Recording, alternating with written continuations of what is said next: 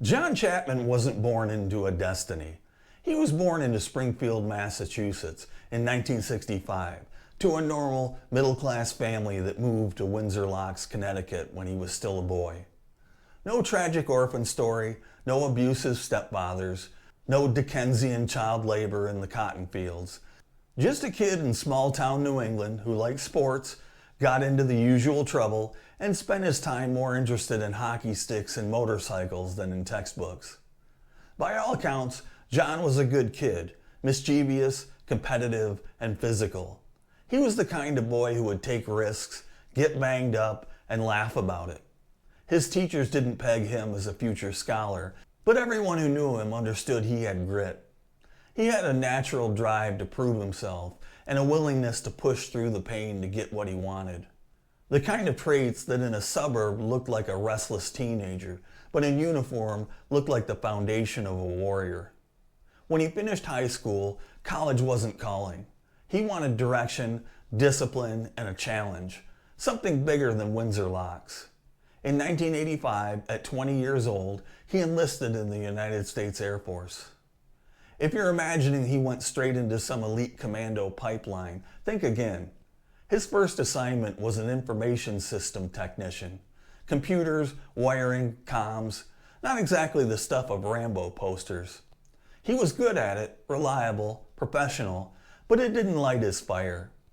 He wasn't in the Air Force to fix circuits. He wanted something more dangerous, more physical, more meaningful. And that's when he discovered combat control.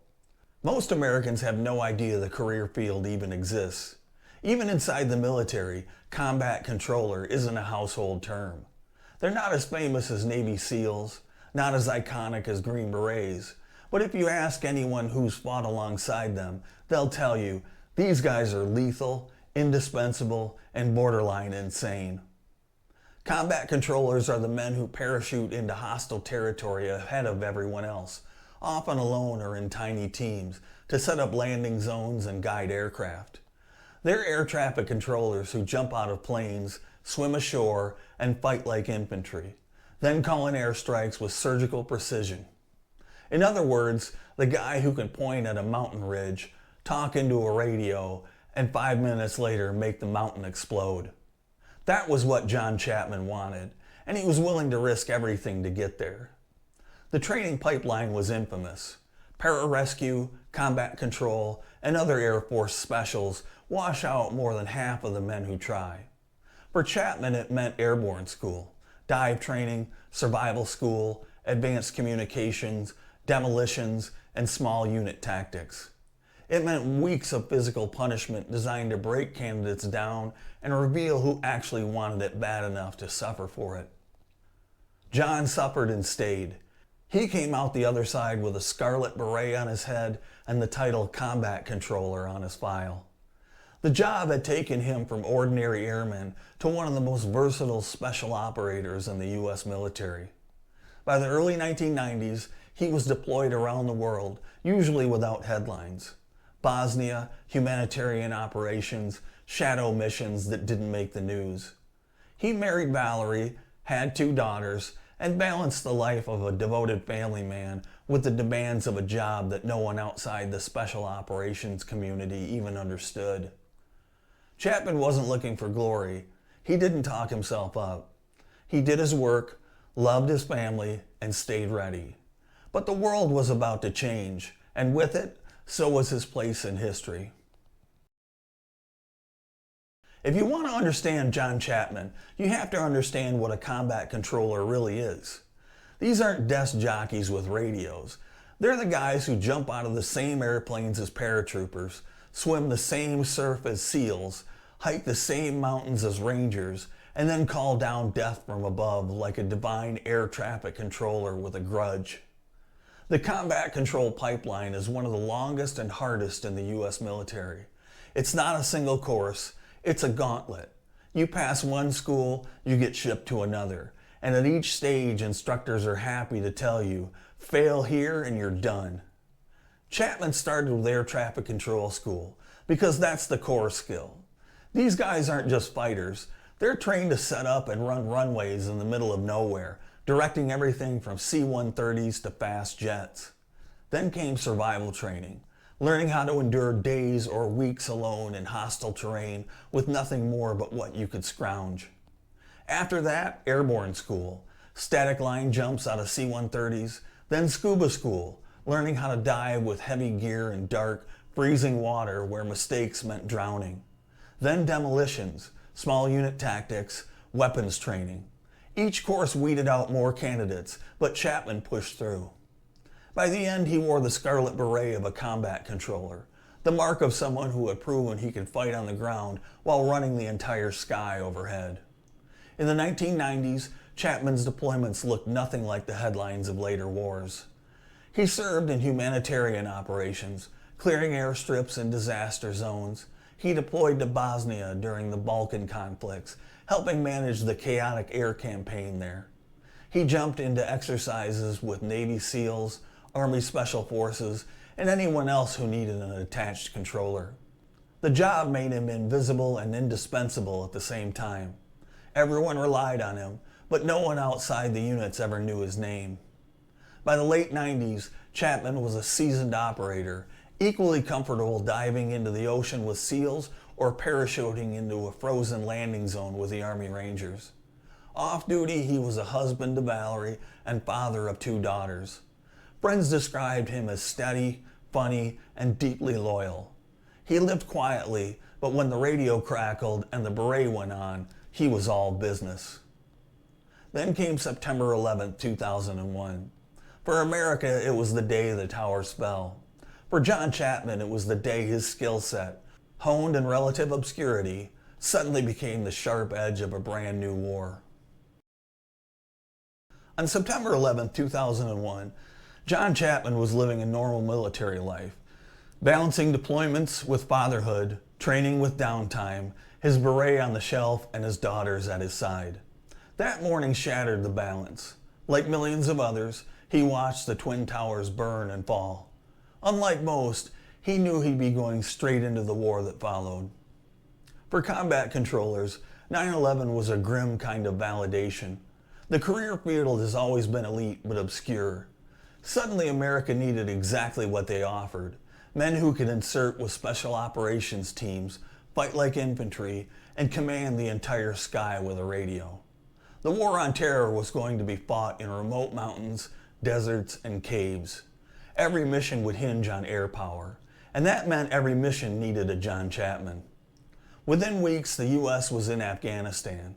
CIA paramilitary teams, Army Special Forces, and a handful of SEALs and Air Force operators parachuted in, linking up with the Northern Alliance to topple the Taliban.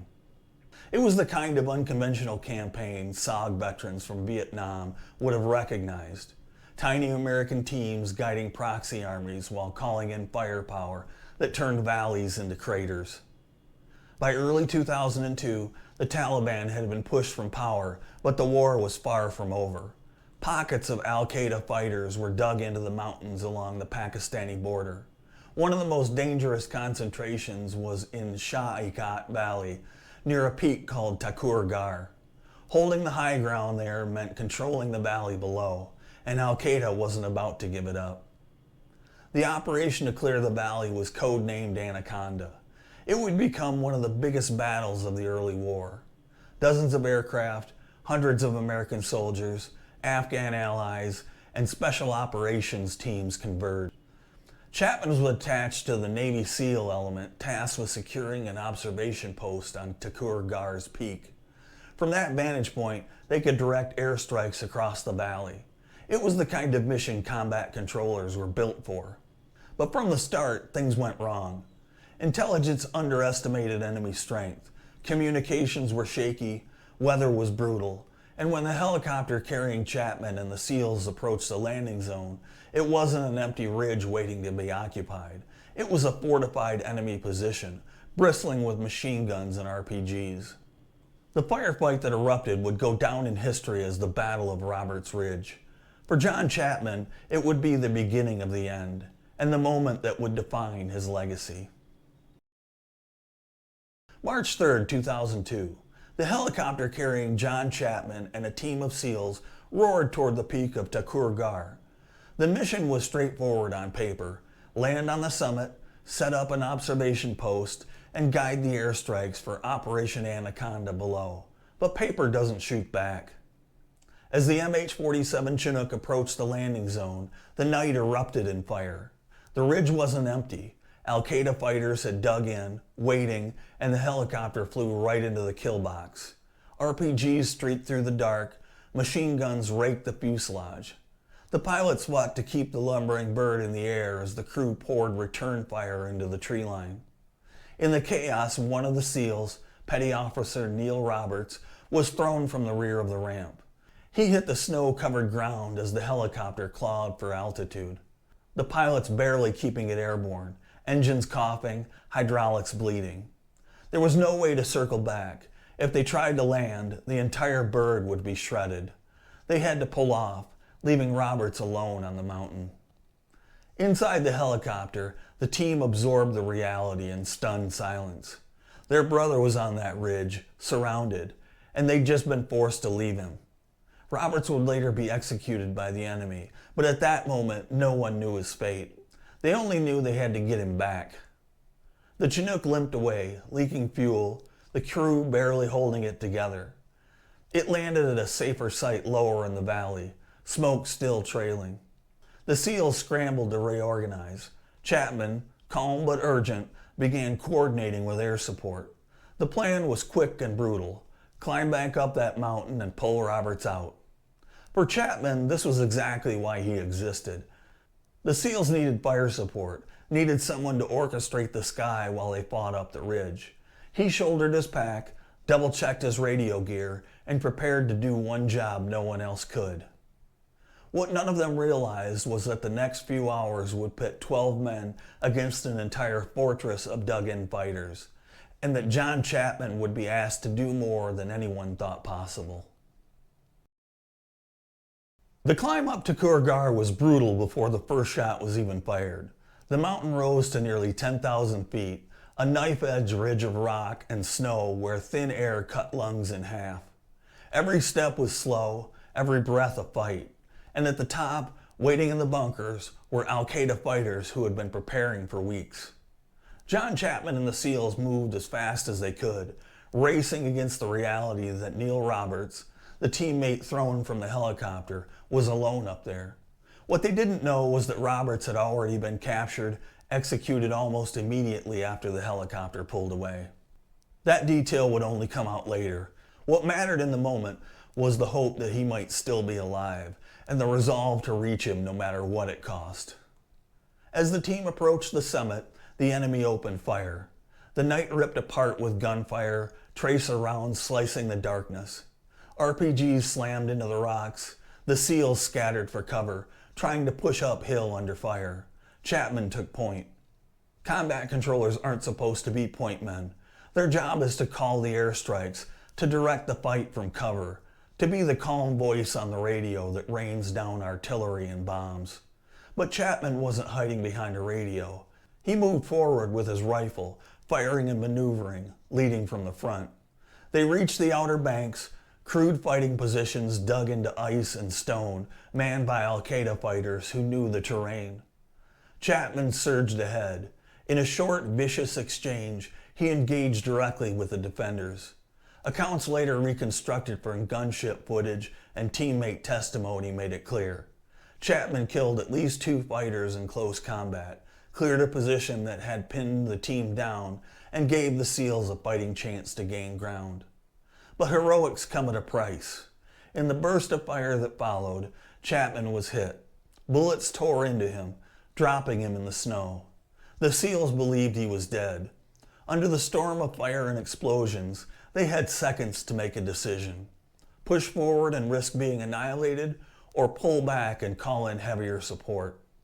They chose to withdraw. From their perspective, Chapman had fallen in the first assault. In their minds, he was gone. But he wasn't. Hours later, when Air Force analysts reviewed infrared footage from a circling drone and gunships, they discovered the unthinkable. Chapman had regained consciousness after the SEALs left. He was badly wounded, alone, and surrounded, but he wasn't finished. What the footage showed was astonishing. Chapman crawled into cover and began firing again, engaging enemy fighters alone in the snow. He radioed coordinates, calling in airstrikes to pound the bunkers around him. At one point, he broke from cover to attack a machine gun position that was raking a helicopter attempting to land nearby. He charged uphill, alone, into withering fire. Over the next hour, Chapman fought against waves of attackers. He was hit again, bleeding out in the freezing air, but still he fired. The drone recorded him pulling himself up, shifting position, continuing to fight even as enemy rounds stitched the ground around him. Eventually, Al-Qaeda fighters rushed his position. The final moments are grainy, but the evidence is clear. Chapman fought to the last, buying precious minutes for the helicopters and reinforcements below. When his body was recovered later by Army Rangers, they found him in a position surrounded by dead enemy fighters. He had stood alone on that mountain for over an hour, refusing to die quietly. The Battle of Roberts Ridge became one of the bloodiest days of Operation Anaconda. Multiple helicopters were shot up, several American servicemen killed, many more wounded. But the legend that emerged was singular. An Air Force combat controller who had fought to his last breath after everyone thought he was gone. John Chapman's stand was more than survival. It was the definition of valor. Alone, mortally wounded, holding a mountain against impossible odds. The SEALs pulled back, convinced John Chapman was gone. In the chaos of gunfire and explosions, they had seen him fall and assumed the fight had ended for him. On Takur Ghar, there was no time to linger over the fallen. In their minds, Chapman was already another name on the casualty list. But the battle wasn't finished for him. Hours later, when analysts studied the infrared footage from a circling Predator drone and an AC-130 gunship, the truth came out. Chapman hadn't died in the opening assault. He had gotten back up. On the screen, his heat signature flickered, weak but moving. He dragged himself into cover, picked up his rifle, and went back into the fight. Alone, wounded, outnumbered. One American holding a mountaintop fortress against dozens of entrenched fighters. What the footage revealed looked like something out of legend. A single silhouette shifting in the snow, bursts of muzzle flash cutting the night, the enemy swarming but never quite closing the gap. Chapman fought on, coordinating with aircraft overhead. Despite his wounds, he keyed his radio, called in strikes, and directed fire with the precision of a professional who had spent years mastering the art of controlling the sky. Gunships and fighters responded. Bombs hammered the ridgeline. Explosions tore apart bunkers, trees, and rocks. But the enemy kept coming, moving through trenches and foxholes, firing RPGs into the darkness. Each time Chapman adjusted, shifting fire, marking targets, keeping the pressure on even as his own blood stained the snow beneath him. At one point, a U.S. helicopter attempted to land near his position to extract more troops. Enemy fire lit it up, machine guns shredding the landing zone. Chapman saw it, understood instantly what was happening, and made a choice. He pulled himself out of cover and advanced on the bunker that was cutting the helicopter to pieces. He attacked uphill, alone, into a storm of fire. The footage shows him reaching the bunker and engaging at point-blank range. He silenced it long enough for the helicopter to make its run. In the process, he was hit again. Another wound added to the tally. But the pilot survived because he was willing to expose himself to certain death. The fight dragged on. For over an hour, Chapman shifted positions, firing until his magazines were nearly empty, scavenging weapons when he could, refusing to stop. Each time he was hit, he clawed back into the fight. The snow around him was soaked with blood, but the thermal cameras kept showing that single figure, still moving, still fighting. Enemy fighters tried flanking him. He shifted, fired, drove them back. Others charged straight on. He met them with rifle fire and grenades. Alone, he turned the top of Takur Ghar into a personal Alamo, one man holding an entire ridgeline by sheer force of will. Eventually, the end came. Al-Qaeda fighters rushed his final position, and the last bursts of muzzle flash came from Chapman's rifle. The drone recorded his heat signature struggling, rising, firing again, before collapsing for the last time. When Army Rangers finally fought their way onto the summit, they found his body among the enemy dead. His rifle was empty, his position was chewed to pieces by bullets and shrapnel. The evidence was undeniable. John Chapman had not only survived after being written off, he had fought alone for more than an hour, buying time, protecting aircraft, and holding ground that no one had a right to hold. For 16 years, the full truth remained buried in classified reports and restricted footage. Officially, Chapman was listed as killed in the initial assault. Only when the recordings were declassified did his story become clear. He had woken up in the snow, refused to die, and made his last stand on the top of a frozen mountain. For combat controllers, it was validation. For the Air Force, it was proof that their quietest warriors could stand toe-to-toe with anyone. For the rest of us, it was almost beyond belief. A man abandoned, presumed dead, who rose again and fought until his body had nothing left to give. When the guns fell silent on Takur Ghar, John Chapman's body was recovered by Rangers. His death was listed as occurring in the initial assault. The official story was simple. He had charged forward with the SEALs, been mortally wounded, and died almost instantly. On that basis, Chapman was posthumously awarded the Air Force Cross. His widow Valerie received it in a solemn ceremony. Everyone believed it was the full measure of his sacrifice. But in classified vaults sat the real story. Predator drone feeds and the AC-130 gunship footage told a different tale.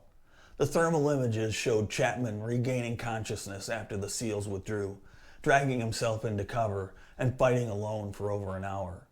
That revelation created a storm inside the Pentagon. The Air Force pushed to upgrade Chapman's award to the Medal of Honor. No airman had received one since Vietnam, and his stand on Takur Ghar was the definition of conspicuous gallantry. The Navy resisted. Upgrading meant rewriting the record, which meant acknowledging that when the SEALs pulled back, Chapman was still alive. That raised the specter of America's most elite warriors leaving a teammate behind on the battlefield. The SEALs insisted that they truly believed Chapman was dead. And in fairness, the evidence supports that. In the chaos of the assault, Chapman had been hit hard and dropped in the snow. Under fire from multiple bunkers, the team had seconds to decide whether to push forward or break contact. From their vantage point, he looked gone. So how, then, did no one realize he had survived? Part of the answer was the fog of war. The battlefield was a maelstrom of tracers, explosions, smoke, and chaos. Once Chapman went down, every movement afterward was filtered through the assumption that he was dead. Part of it was tech limitations. In 2002, live Predator feeds weren't piped straight into operators' helmets the way they are today. The drone and gunship crews saw movement, but in real time it wasn't clear whether it was Chapman or enemy fighters. On the ground, the SEALs didn't have that picture. And part of it was communications overload. Chapman did key his radio during his last stand, but dozens of aircraft and units were on the net. Calls overlapped, signals dropped, transmissions blurred. His voice, if it came through at all, was lost in the noise of Anaconda. By the time analysts reviewed the footage later, frame by frame, heat signature by heat signature, it was clear Chapman had fought alone for over an hour. But by then he was long gone, and the truth risked inflaming inter-service rivalry. Air Force insisting on recognition, Navy pushing back against the implication they had left a man alive. The compromise was political. Chapman's Medal of Honor citation would emphasize his courage after regaining consciousness, but stopped short of naming who had left him behind. It focused on his valor, not the controversy. In August 2018, 16 years after his death, the truth finally surfaced in the most public way possible. At the White House, President Donald Trump presented the Medal of Honor to Chapman's widow Valerie as their two daughters looked on. Behind them sat rows of Air Force combat controllers in scarlet berets. For the Air Force, it was vindication. For the Navy, it was an uncomfortable reminder of the decisions made in chaos. And for Chapman's family, it was the recognition that he had earned the nation's highest award, not just for bravery, but for refusing to die when everyone else had already written him off. The Medal of Honor ceremony in 2018 wasn't just about one man. It was about an entire community finally being seen, and about closing a debate the Pentagon had wrestled with for 16 years. The truth about Takur Ghar meant acknowledging that John Chapman had fought on alone, long after his teammates believed he was gone. No punishments were handed out, no official blame assigned, but the fact remained. The Air Force embraced him as their greatest modern hero, while the Navy carried a lingering discomfort that has never quite faded. For combat controllers, Chapman's medal was a watershed moment. They had always been the quiet professionals, attached to SEALs, Rangers, and Green Berets, making everyone else deadlier while their own names disappeared into the background. Chapman's fight forced the nation to recognize what combat controllers do, and how essential they are when the battle goes sideways. The Air Force made sure his name would never be forgotten. Training schools and facilities were renamed for him. His Medal of Honor portrait now hangs where every recruit will see it. The Battle of Takur Ghar is taught as required history in the pipeline, not just for its tactics, but for the lesson it embodies. Never quit, even when everyone thinks you're already gone. For his family, the medal brought both pride and pain. Valerie Chapman and their 2 daughters had lived 16 years with the story that he died quickly, only to learn he fought alone for over an hour. That knowledge is both a wound and an honor. They know their husband and father didn't just fall in battle. He stood up again and again and again until the mountain finally took him. Among operators, Chapman's name carries special weight. Rangers who fought up Rogers Ridge still talk about what they found. One man, empty rifle, surrounded by the dead. SEALs, even through the controversy, acknowledge his ferocity. And inside the Air Force, his ghost is everywhere. The combat controller who proved that even in the loneliest fight imaginable, one man could hold the line. Comparisons are inevitable. Many call him the Air Force's Roy Benavidez, a man who absorbed punishment that should have killed him a dozen times over and refused to stop fighting. Both men were left for dead. Both men carried on alone. And both men carved their names into the military's permanent roll of legends. Today, Takur Ghar is just another frozen ridge in Afghanistan, wind and snow erasing any trace of blood spilled there. But for those who know the story, it's sacred ground, the place where John Chapman rose in the snow, fought alone, and refused to let go until his body had nothing left to give. Legacies aren't built in conference rooms or on medals alone. They're built in moments like that, when the fight seems over, when no one is watching, and you keep going anyway. John Chapman's Medal of Honor didn't just honor him, it forced 2 services to confront an uncomfortable truth. It elevated an overlooked community, and it gave America one more name to remember when we talk about impossible courage. On a mountain ridge in 2002, John Chapman fought until he couldn't fight anymore. 16 years later, the world finally admitted it. I'm Dave. I appreciate you watching. Please like, subscribe, comment, and share. And until next time, stand tall.